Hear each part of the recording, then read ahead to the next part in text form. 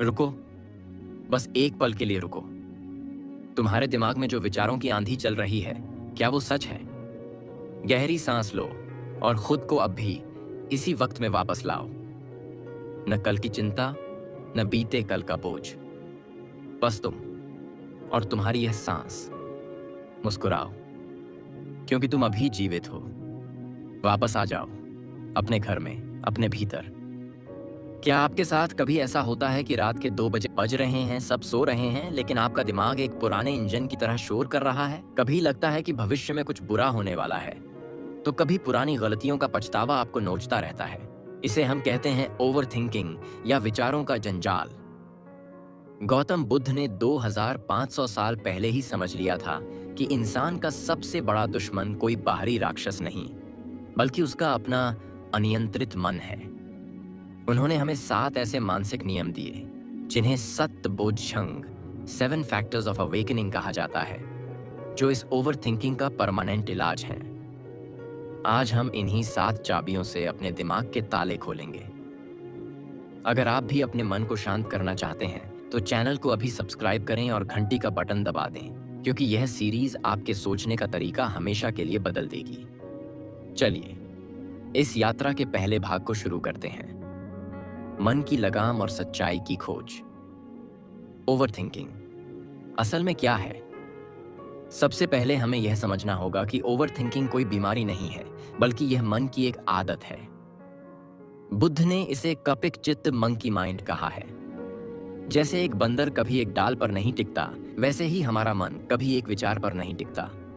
Over thinking का मतलब है हमारा मन या तो अतीत की राख कुरेद रहा है या भविष्य के सपने और डर बुन रहा है। समस्या यही है कि हमारा शरीर तो वर्तमान में कुर्सी पर बैठा है, लेकिन मन मीलों दूर भाग रहा है। यह जो शरीर और मन के बीच की दूरी है, यही तनाव, स्ट्रेस पैदा करती है। बुद्ध कहते हैं दुख बाहरी घटना में नहीं, बल्कि उस घटना के बारे में हमारे विचारों में होता है। इस विचार चक्र को तोड़ने के लिए बुद्ध ने 7 सीढ़ियां बताई हैं। आज हम पहली 2 सीढ़ियों पर चढ़ेंगे, जो सबसे बुनियादी और महत्वपूर्ण है। पहला नियम, स्मृति से होश में रहना, the anchor of mindfulness. Over thinking का सबसे पहला और सटीक इलाज है स्मृति। इसे आज की भाषा में हम माइंडफुलनेस कहते हैं। बुद्ध की शिक्षाओं में स्मृति का मतलब याददाश्त नहीं है, इसका मतलब है होश। यह याद रखना कि मैं अभी क्या कर रहा हूं। जब आप ओवर थिंकिंग करते हैं तो आप बेहोश होते हैं, आप विचारों के बहाव में बह जाते हैं। स्मृति वो लंगर एंकर है जो आपको वापस खींच लाता है। गहराई से समझें। कल्पना कीजिए कि आप एक रेलवे स्टेशन के प्लेटफॉर्म पर खड़े हैं। आपके सामने से कई ट्रेनें विचार गुजर रही हैं। एक ट्रेन है, कल ऑफिस में क्या होगा। दूसरी ट्रेन है, उसने मेरी बेइज्जती क्यों की। तीसरी ट्रेन है, अगर मेरे पास पैसे खत्म हो गए तो। अक्सर हम क्या करते हैं, हम किसी भी ट्रेन में चढ़ जाते हैं और मीलों दूर निकल जाते हैं। जब होश आता है तो पता चलता है कि हम तो गलत जगह आ गए। स्मृति साथी का काम है प्लेटफॉर्म पर खड़े रहना और ट्रेनों को गुजरते हुए देखना, लेकिन किसी ट्रेन में चढ़ना नहीं। व्यावहारिक जीवन में प्रयोग कैसे करें? मान लीजिए आप खाना खा रहे हैं, अचानक आपके दिमाग में ख्याल आया, यार मेरी लाइफ में कुछ सेटल नहीं हो रहा। जैसे ही यह विचार आया, ओवर थिंकिंग शुरू हो गई। अब आप खाना नहीं खा रहे, आप चिंता खा रहे हैं। यहां स्मृति का प्रयोग करें। तुरंत खुद को टोकें, रुको, मैं अभी क्या कर रहा हूं? जवाब दें, मैं खाना खा रहा हूं। अपना पूरा ध्यान खाने के स्वाद, उसके तापमान और चबाने की क्रिया पर ले आएं। जैसे ही आप ध्यान को विचार से हटाकर काम, एक्शन पर लाते हैं, ओवर थिंकिंग की सप्लाई लाइन कट जाती है। विचार को ऊर्जा, एनर्जी मिलना बंद हो जाती है। बुद्ध कहते हैं कि मन एक समय में एक ही काम कर सकता है। या तो वह सोच सकता है या वह महसूस कर सकता है। जब आप महसूस करना, सेंसिंग शुरू करते हैं तो सोचना, थिंकिंग अपने आप कम हो जाता है। दूसरा नियम, धर्म विचय धम्मा विकाया, सही और गलत की जासूसी, इन्वेस्टिगेशन ऑफ रियलिटी। सिर्फ होश में आना काफी नहीं है। कभी कभी विचार इतने जिद्दी होते हैं कि वे बार बार लौट आते हैं। यहाँ काम आता है बुद्ध का दूसरा नियम, धर्म विजय। आसान भाषा में इसका मतलब है जांच पड़ताल करना या सच्चाई को परखना। ओवरथिंकिंग अक्सर झूठ या डर पर आधारित होती है। हमारा मन हमें डरावनी फिल्में दिखाता है जो हकीकत में कभी होती ही नहीं। धर्म विजय का मतलब है अपने मन का जासूस डिटेक्टिव बनना। मन के झूठ को कैसे पकड़ें? जब भी कोई विचार आपको परेशान करे तो उस विचार को सच मानने के बजाय उसकी जांच करें। बुद्ध कहते हैं कि हर विचार को द्वारपाल गेटकीपर की तरह चेक करो। उदाहरण, आपके मन में विचार आया, सब लोग मेरा मजाक उड़ा रहे हैं। यह ओवरथिंकिंग है। अब धर्म विजय जांच शुरू करें। सबूत मांगें। क्या मेरे पास इसका कोई ठोस सबूत है? क्या किसी ने मेरे मुंह पर कुछ कहा? सच्चाई परखें। क्या सब लोग सच में मेरे बारे में सोच रहे हैं या वे अपनी अपनी जिंदगी में व्यस्त हैं? सच्चाई ये है कि हर कोई अपनी समस्याओं में इतना उलझा है कि उनके पास आपके बारे में सोचने का वक्त ही नहीं है। फायदा देखें। क्या यह सोचकर मेरा कुछ भला हो रहा है? नहीं, सिर्फ मेरा बीपी बढ़ रहा है।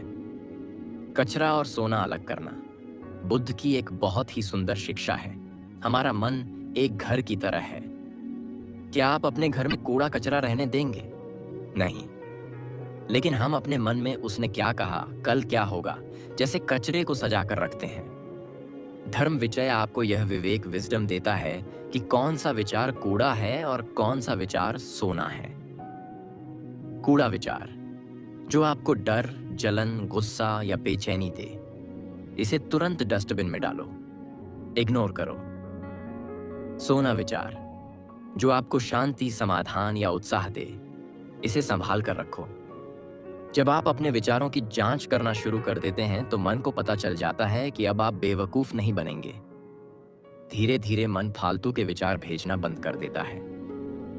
जैसे एक बच्चा रोना बंद कर देता है जब उसे पता चलता है कि कोई उसकी जिद पर ध्यान नहीं दे रहा है। ओवरथिंकिंग को जड़ से उखाड़ने के लिए ये पहले 2 स्तंभ पिलर सबसे जरूरी हैं। स्मृति साथी, बार बार होश में आना। जब भी मन भटके उसे प्यार से वापस वर्तमान में लाना। धर्म विजय इन्वेस्टिगेशन, विचारों पर आंख बंद करके भरोसा न करना। उनसे पूछना, क्या तुम सच हो? अगले 24 घंटों के लिए आपका टास्क। जब भी आप परेशान हो, खुद से बस एक सवाल पूछें, क्या यह समस्या भी इसी पल मेरे सामने खड़ी है? 99% बार जवाब नहीं होगा। बस वहीं मुस्कुरा दीजिए। आगे हम जानेंगे। अगले भाग में हम बुद्ध के तीसरे और चौथे नियम पर बात करेंगे। वीर्य एनर्जी, कैसे आलस्य छोड़कर अपने मन को शक्तिशाली बनाएं। प्रीति जॉय, बिना किसी कारण के खुश कैसे रहें। हमने सीखा कि कैसे होश स्मृति में रहकर और विचारों की जांच धर्म विजय करके हम ओवरथिंकिंग की पहली परत को तोड़ सकते हैं। हमने जाना कि कैसे प्लेटफॉर्म पर खड़े होकर विचारों की ट्रेन को सिर्फ देखना है, उस पर चढ़ना नहीं है। लेकिन दोस्तों, कई बार ओवरथिंकिंग का जाल इतना मजबूत होता है, विचार इतने चिपचिपे होते हैं कि सिर्फ देखना काफी नहीं होता। हमें उन्हें धक्का देकर बाहर निकालने के लिए ताकत की जरूरत होती है। और जब मन उदास होता है तो हमें एक उम्मीद की किरण चाहिए होती है।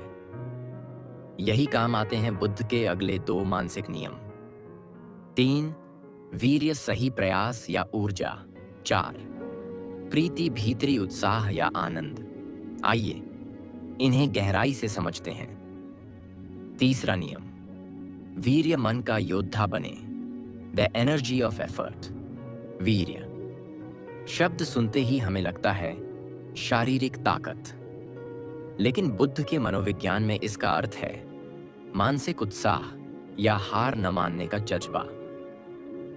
ओवरथिंकिंग करने वाला व्यक्ति सबसे ज्यादा किस चीज की कमी महसूस करता है? ऊर्जा की। आपने महसूस किया होगा कि जब आप बहुत ज्यादा सोचते हैं तो आप कोई शारीरिक काम नहीं करते, फिर भी आप बुरी तरह थक जाते हैं। क्यों? क्योंकि आपका दिमाग एक ऐसी कार की तरह है जिसका इंजन फुल स्पीड में चल रहा है लेकिन गियर न्यूट्रल में है। पेट्रोल जल रहा है पर गाड़ी आगे नहीं बढ़ रही। वीर्य वह ताकत है जो इस गाड़ी को गियर में डालती है। आलस्य और ओवरथिंकिंग का रिश्ता। बुद्ध कहते हैं कि मन का आलस्य, लेजीनेस, ओवरथिंकिंग का सबसे अच्छा दोस्त है। जब हम खाली बैठे होते हैं या लेटे होते हैं, तब ओवरथिंकिंग सबसे ज्यादा हमला करती है। वीर्य का मतलब है उस आलस्य को झटक देना। इसे जीवन में कैसे उतारें? बुद्ध ने वीर्य का उपयोग करने के लिए 4 स्टेप्स बताए हैं, जो नेगेटिव विचारों को रोकने का ब्रह्मास्त्र हैं। रोकना, प्रिवेंट। जैसे ही आपको लगे कि मन में कोई नेगेटिव विचार, मैं किसी लायक नहीं हूं, आने वाला है, उसे दरवाजे पर ही रोक दें। इसे गार्ड की तरह ब्लॉक करें। छोड़ना, अबैंडन। अगर विचार अंदर आ चुका है और आप परेशान हो रहे हैं, तो उसे जबरदस्ती छोड़ दें। उदाहरण, अगर आप बिस्तर पर लेटे लेटे पुरानी बातों को सोचकर रो रहे हैं, तो वीर्य का इस्तेमाल करें। झटके से उठ खड़े हों, अपना शरीर हिलाएं, मुंह धोएं या बाहर टहलने निकल जाएं। शरीर की स्थिति बदलते ही मन की स्थिति बदल जाती है। उगाना, डेवलप। अब जब आपने बुरा विचार निकाल दिया, तो दिमाग को खाली मत छोड़ो, वरना वो फिर आ जाएगा। वहां एक पॉजिटिव विचार डालो। बनाए रखना, मेंटेन। उस अच्छे विचार को खाद पानी दो। मान लीजिए आपका ब्रेकअप हुआ है या बिजनेस में घाटा हुआ है। ओवरथिंकिंग वाला मन अंधेरे कमरे में बैठा रहेगा और सोचेगा, मेरे साथ ही ऐसा क्यों हुआ। वीर्य वाला मन, वह कहेगा, दुख है, ठीक है, लेकिन मैं यहां बैठकर सड़ूंगा नहीं। वह व्यक्ति जबरदस्ती खुद को उठाएगा, जिम जाएगा, किताब पढ़ेगा या अपने काम पर फोकस करेगा। यह जो जबरदस्ती खुद को सही काम में लगाने की ताकत है, वही वीर्य है। याद रखें, मूड अच्छा होने का इंतजार मत करें। काम शुरू करें, मूड अपने आप अच्छा हो जाएगा। चौथा नियम, प्रीति आनंद का झरना। अब आते हैं चौथे नियम पर, जो मेरा सबसे पसंदीदा है, प्रीति। इसका मतलब है काम करने का उत्साह या भीतरी खुशी। ओवरथिंकिंग हम क्यों करते हैं? क्योंकि हमें वर्तमान पल में मजा नहीं आ रहा होता। हमें लगता है कि अभी जो चल रहा है वो बोरिंग है या दर्दनाक है, इसलिए मन किसी काल्पनिक दुनिया में भागता है। अगर आपको वर्तमान में मजा आने लगे, तो क्या मन भागेगा? सोचिए, जब आप अपनी पसंदीदा मूवी देख रहे होते हैं या कोई रोमांचक मैच देख रहे होते हैं, तो क्या आपको याद रहता है कि कल ऑफिस में क्या हुआ था? नहीं, क्योंकि उस वक्त आप प्रीति से भरे होते हैं। बुद्ध कहते हैं कि अगर आप अपने हर छोटे काम में रुचि या इंटरेस्ट पैदा कर लें, तो ओवरथिंकिंग की जगह ही नहीं बचेगी। खुशी कहीं बाहर नहीं है। हम अक्सर सोचते हैं, जब मुझे प्रमोशन मिलेगा तब मैं खुश होऊंगा, या जब मेरी शादी होगी तब सब ठीक होगा। यह ओवरथिंकिंग की जड़ है। हम खुशी को भविष्य पर टाल देते हैं।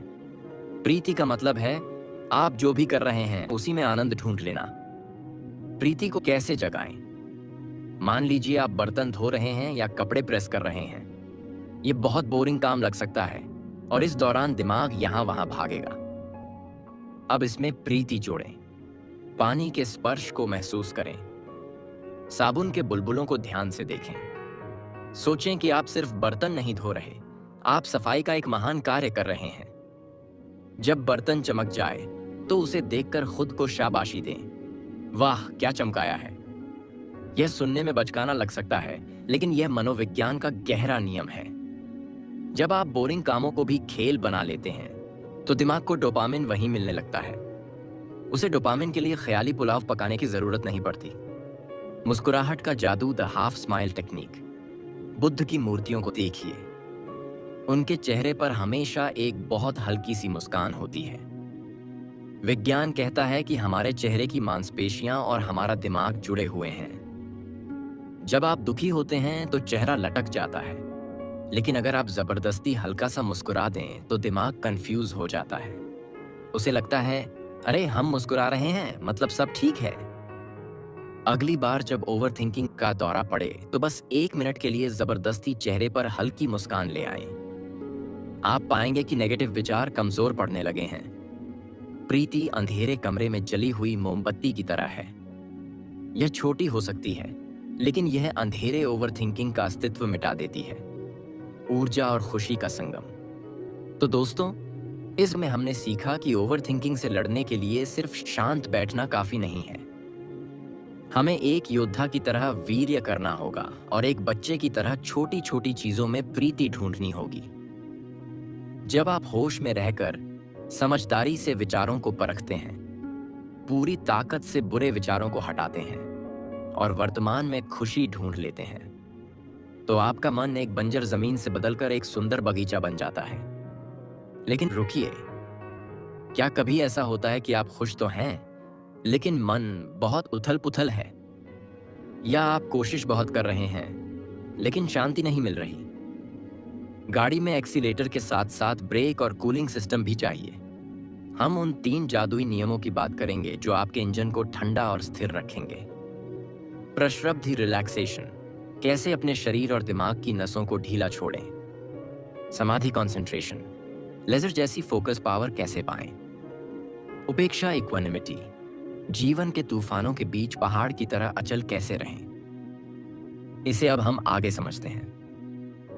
अब तक की यात्रा में हमने अपने मन के घोड़े की लगाम पकड़ी स्मृति, उसकी जासूसी की धर्म विजय, उसे आलस्य के गड्ढे से निकाला वीर्य और उसे काम में मजा लेना सिखाया प्रीति। लेकिन दोस्तों, एक समस्या अभी भी हो सकती है।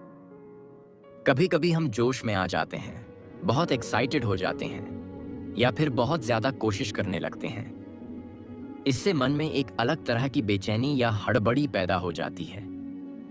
एक गर्म इंजन को जैसे कूलेंट की जरूरत होती है, वैसे ही हमारे ओवरथिंकिंग वाले दिमाग को ठंडक और ठहराव की जरूरत है। यही काम आते हैं बुद्ध के आखिरी 3 नियम जो आपको परमानेंट शांति तक ले जाएंगे। 5. प्रश्रब्धि शांति और विश्राम। 6. समाधि एकाग्रता। 7. उपेक्षा समभाव या संतुलन। आइए इस चक्र को पूरा करते हैं। 5वां नियम, प्रश्रब्धि शरीर और मन की ठंडक, ट्रैंक्विलिटी रिलैक्सेशन। आज की दुनिया में हम सब एक बीमारी के शिकार हैं, तनाव। जब आप ओवरथिंकिंग करते हैं तो गौर कीजिएगा, आपके कंधे अकड़ जाते हैं, माथे पर लकीरें पड़ जाती हैं और पेट में एक गांठ सी महसूस होती है। बुद्ध कहते हैं, अशांत शरीर में शांत मन नहीं रह सकता। प्रश्रब्धि का मतलब है गहरी विश्राम की अवस्था। यह आलस्य नहीं है, यह रिलैक्सेशन है। ओवरथिंकिंग एक आग की तरह है जो आपके नर्वस सिस्टम को जलाती रहती है। प्रश्रब्धि उस आग पर पड़ने वाली ठंडी बारिश है। इसे कैसे हासिल करें? The body scan. अगर दिमाग को चुप कराना है तो शुरुआत शरीर से करें। जब भी आपको लगे कि विचार बहुत ज्यादा हो रहे हैं, तो सोचना बंद करने की कोशिश न करें, क्योंकि वो होगा नहीं।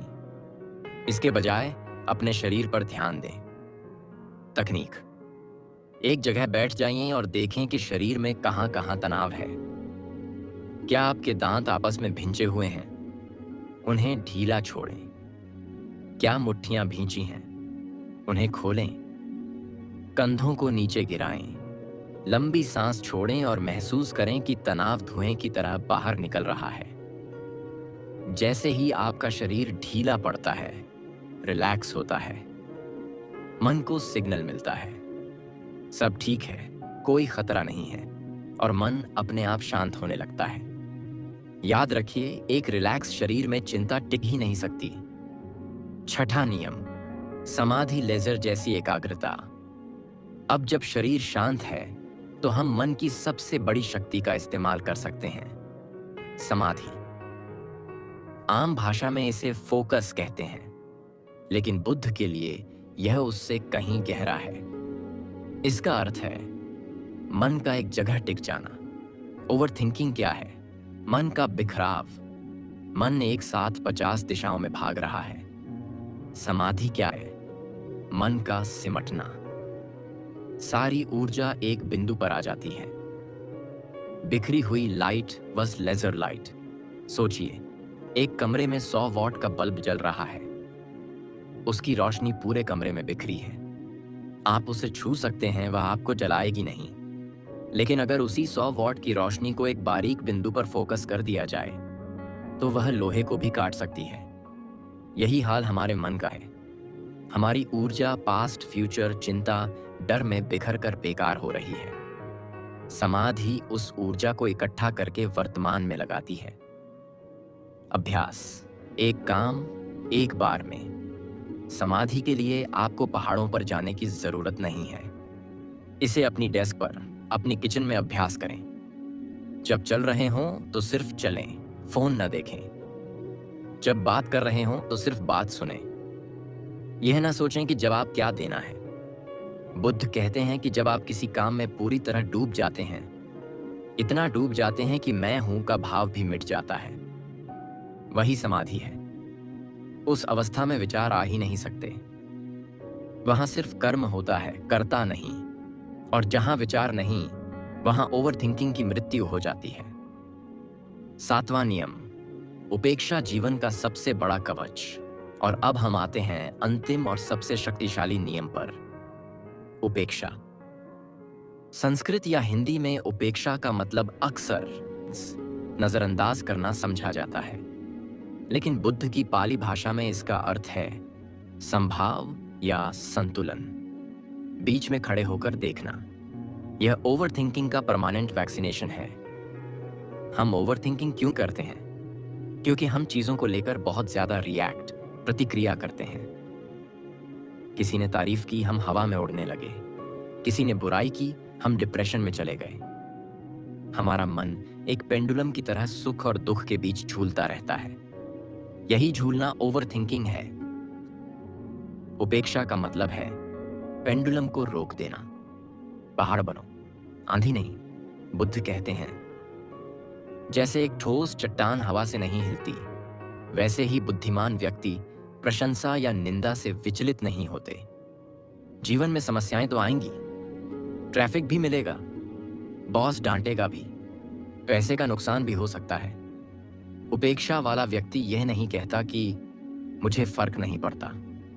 वह कहता है ठीक है, यह बुरा वक्त है, मैं इसे देख रहा हूं, मैं इसे सुधारने की कोशिश करूंगा, लेकिन मैं इसके कारण अपने भीतर की शांति को नहीं टूटने दूंगा।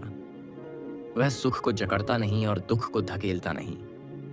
वह जानता है कि यह भी बीत जाएगा।